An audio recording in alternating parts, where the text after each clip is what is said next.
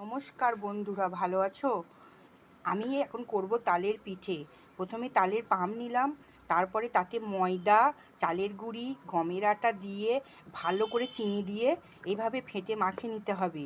তারপরে ভালো করে ফাটার পর কড়াইয়ে গরম তেল গরম হলে একটা একটা করে এইভাবে পিঠেগুলো ছাড়বে। ছাড়ার পর পিঠেগুলো যখন রাঙা রাঙা করে ভাজা হয়ে যাবে তখন তোমরা তুলে নেবে। দেখবে হেভি খেতে সুন্দর লাগবে।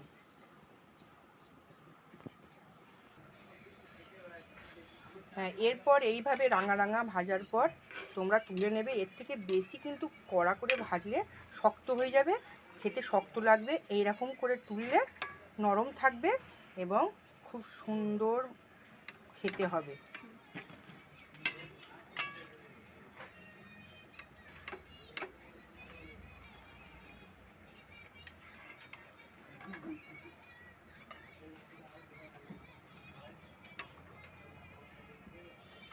আমার চ্যানেল লাইক করবে, সাবস্ক্রাইব করবে আর কমেন্ট করবে। নমস্কার।